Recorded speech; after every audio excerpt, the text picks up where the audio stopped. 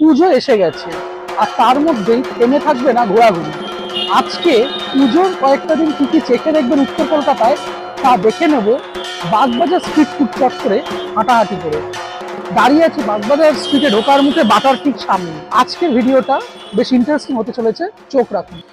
পুজোর সময় এই গোটা বাগবাজার চত্বর সেজে ওঠে আলোর মেলায়, আর তার মধ্যে মুখ থেমে থাকলে চলবে না। তাই কয়েকটা বিশেষ জায়গার সন্ধান রইল এই ভিডিওতে। প্রথমেই যে জায়গাটার কথা না বললেই নয় সেটা হলো ব্রোজ কাবাব। একটা ছোট্ট কিয়স্ক, কিন্তু খাবার বেশ সুস্বাদু। কলেজের ছাত্রছাত্রী বলুন বা টিনেজার্স, সবার কাছেই বেশ নাম কুড়িয়েছে এই জায়গাটা। আমরা যখন গেছিলাম তখন সেঁকা হচ্ছিল কাবাব।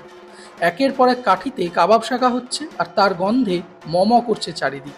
এদের প্রতিদিনের স্পেশাল মেনু সামনে বোর্ডে লেখা থাকে।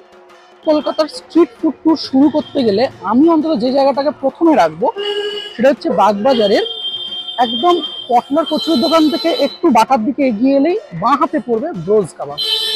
মাস দুয়েক আগে আমি এই কাবাবের দোকানটা থেকে আমার প্রথম ভিডিওটা শুরু করেছিলাম।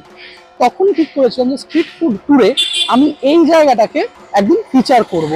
প্রথম যে কাবাবটা নিয়েছি সেটা হচ্ছে এগ চিজ কাবাব। একবার দেখাই, এইরকম চিজ দিয়ে গার্নিশ করা, দুটো সেদ্ধ ডিমকে তন্দুর করে দেওয়া হয়েছে। দামগুলো নিচে ডেসক্রিপশন বক্সে দিয়ে দেবো, খেয়ে দেখা যাক কেমন। কাটলে এইরকম স্মুথলি ঢুকে যাচ্ছে। খেয়ে বলি,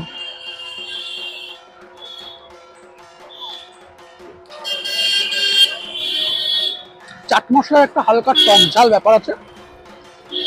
তন্দুরিতে পোড়ানোর জন্য বিষয়টা স্মোকি অ্যারোমা, তার সঙ্গে কুসুমের তো একটা ডিস্টিংক্ট ফ্লেভার থাকে। সেটার সঙ্গে যখন এই সবগুলো টেস্ট মিশেছে, মানে সবগুলো ফ্লেভার মিশেছে মেয়োনিজ দেওয়ার সাথে, পুরো মাউথ ফিলিং ব্যাপার একটা। মানে এক কথায় এই কাবাবটা মেল্ট ইন মাউথ। ব্রোজ কাবাব থেকে যে আইটেমটা নিয়েছি সেটা হচ্ছে চিকেন হারিয়ালি কাবাব। এরকম একটা, দুটো, তিনটে, চারটে, পাঁচটা, 5 পিস আছে। সাথে একটু দই পুদিনা বেশ চাটনি দেওয়া আছে আর একটু পেঁয়াজ কুচি দেওয়া আছে। 60 টাকা দাম। খেয়ে দেখা যাক। চিকেনটা না প্রপার সিদ্ধ, মানে প্রপার চার্ড মার্কটা আছে, প্রপার ফ্লেভার ঢুকেছে, আর শাঁকা পোড়া গন্ধ আছে। সব থেকে একটা বড় কথা, এরা লেগ পিস দিয়ে করুক বা ব্রেস্ট পিস দিয়ে করুক, পুজোর সময় ঘুরতে বেরিয়ে স্ট্রিট ফুডের হিসেবে ব্রোজ কাবাব 1 নম্বর।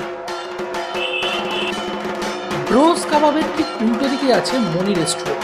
বেশ পকেট ফ্রেন্ডলি বাজেটে দুই বন্ধু আরামসে স্ন্যাক্সের সমস্যার সমাধান। আমরা নিয়েছিলাম এখানকার ফিশ ফিঙ্গার। বাইরের খোলস একটু মোটা লাগলেও মানিয়ে নিতে হলো ওই আর কি।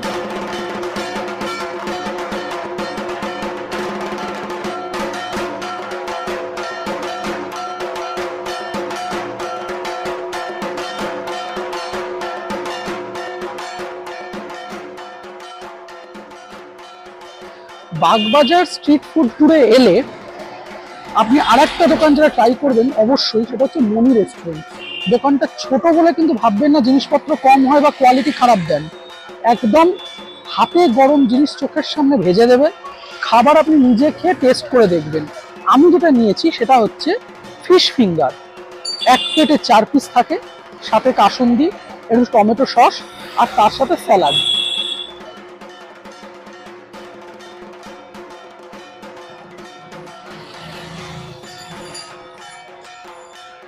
ভাই ভেটকি মনি রেস্টুরেন্টে ফিশ ফিঙ্গার বা ফিশ ফ্রাই দুটোই ভেটকি মাছ দিয়েই হয়। ফিশ ফিঙ্গারের কোটিং যদি বলি তাহলে 25 টাকা অনুপাতে ঠিক আছে, এইরকম কোটিং আছে। মাছ আছে ভেতরে বেশ ভালো, কাসুন্দি দিয়ে ডুবিয়ে একেবারে দুর্দান্ত খেতে। অল্প পরিমাণে শসা পেঁয়াজ দিয়ে শীতের সন্ধ্যা হোক বা পুজোর সময় চটজলদি খাবার 1 প্লেট অর্ডার করে আরামসে খেয়ে নিন। বাগবাজার স্ট্রিট ফুডে মনে রেস্টুরেন্টে না এলে অনেক বড় জিনিস মিস করবেন। দেখা হচ্ছে পরের জায়গায়। স্ট্রিট ফুডে আমাদের 3 নম্বর জায়গা ছিল পাল ইটিং হাউস, বা বলা ভালো গণেশদার বিখ্যাত কচুরি।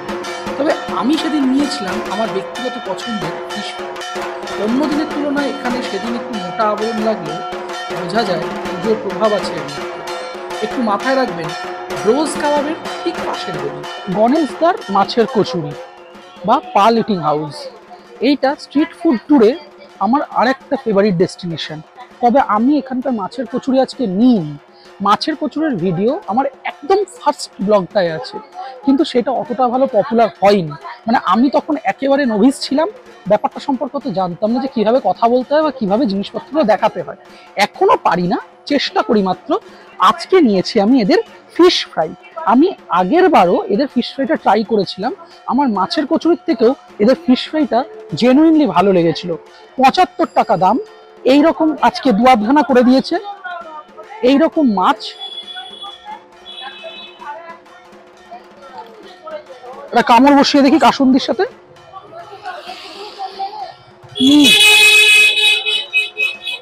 মানে একেবারে হাসা খেতে। দেখুন 75 টাকায় এনারা যে পরিমাণ মাছ দিচ্ছে, বা এইরকম পরিমাণ মাছ দিচ্ছে, এবং তার সঙ্গে এই কাসুন্দি,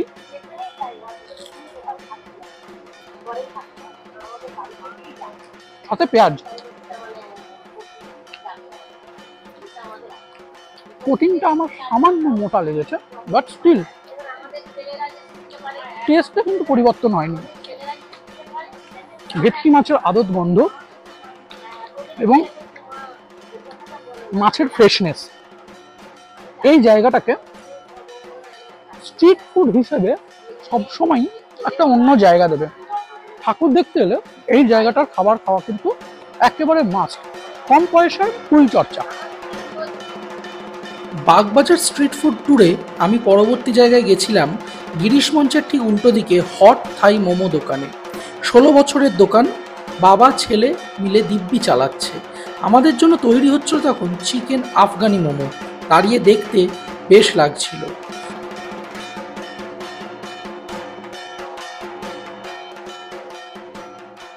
স্ট্রিট ফুড ট্যুরে এলে গিরিশ মঞ্চের ঠিক উল্টো দিকে আছে হট থাই মোমো। এদের যে দুটো প্রধান আকর্ষণ, সেই আকর্ষণের প্রথম আইটেমটা হচ্ছে chicken Afghani momo. Half plate নিয়েছি আমি, 115 টাকা দাম। 5 পিস থাকে, ওপর থেকে চিজ আর ধনেপাতা দিয়ে গার্নিশ করে দেওয়া হয়। পিস বেশ জায়ান্ট, মানে এইরকম একটা পিস, যথেষ্ট বড় পিস। ফ্রাইড চিকেন মোমো, একটা কামড় দিয়ে দেখা যাক।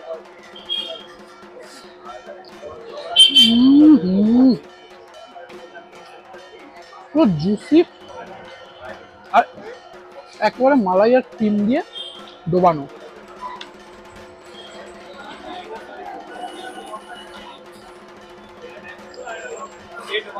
দারুণ, জাস্ট সুপার। যথেষ্ট মাইল্ড পরিমাণ মিষ্টি, মালাইয়ের একটা ফ্লেভার, আর তার সঙ্গে চিকেন ভরপুর। এক কথা অনবদ্য। এই গোটা প্লেটটা যদি খাওয়া যায়, নিঃসন্দেহে সন্ধ্যেবেলা স্ন্যাক্স জমে যাবে।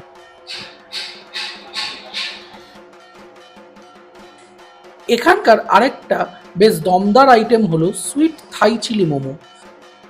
ডিপ ফ্রাইড মোমোকে একটা সুইট চিলি গ্রেভিতে টস করা, যেটা আসলেই বেশ ভালো কিক দিচ্ছিল।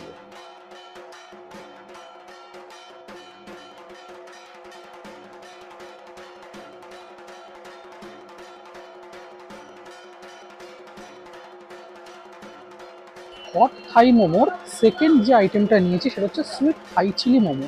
বিষয়টা হলো এটাও হাফ প্লেট নিয়েছি, 5 পিস। 1 2 3 4 5 পিস। বিষয়টা হচ্ছে আগের ভিডিওটাতে একটা ভুল কথা বলে ফেলেছিলাম, সেটা হচ্ছে হট থাই মোমোর চিকেন আফগানি মোমোটা 150 টাকা হাফ প্লেট, এইটা 115 টাকা।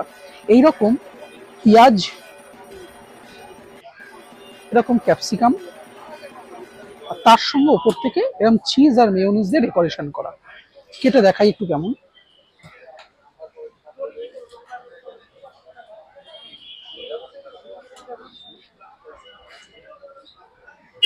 এইরকম বড় সাইজের মোমো।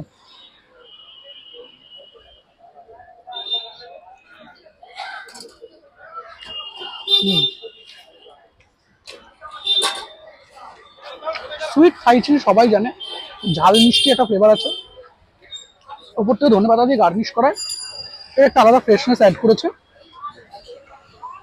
কোটিং খুব পাতলা বলবো না, তবে এতটা পরিমাণ মাংসকে ধরে রাখার জন্য যেটা দরকার ততটাই কোট ইউজ করা হয়েছে। প্রচন্ড গরম।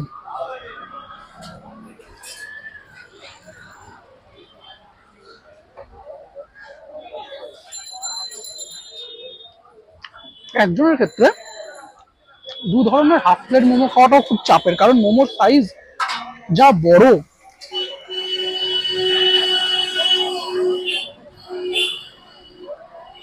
তাতে একার পক্ষে যথেষ্ট বেশি। এনজয় করি, পরেরটায় আসছি। আর শেষ গন্তব্য আমাদের ছিল সবার পরিচিত নীলাচল।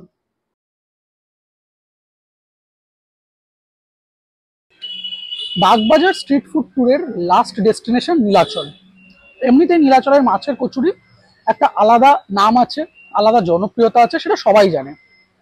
আজকে আমি এদের মাছের কচুরি ট্রাই করছি না, আজকে ট্রাই করছি আমি এদের ফিশ ব্যাটার ফ্রাই। এইরকম সাইজ, একটু ভেঙে দেখাই ব্যাপারটা কিরকম। সবাই জানেন ব্যাটার ফ্রাই একটু অয়েলি হয়। এইরকম মোটা মাছের ফিলেট, একদম ফ্রেশ ভেটকি, একটু ফ্লাফি, বাইরের আউটার কোটিংটা বেশ মচমচে। কাসুন্দি ছাড়া প্রথমটা খেয়ে দেখা যাক।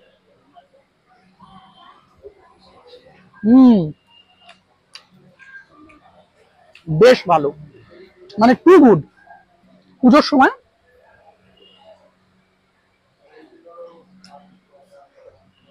এই ফিশ বাটার ফ্রাইটা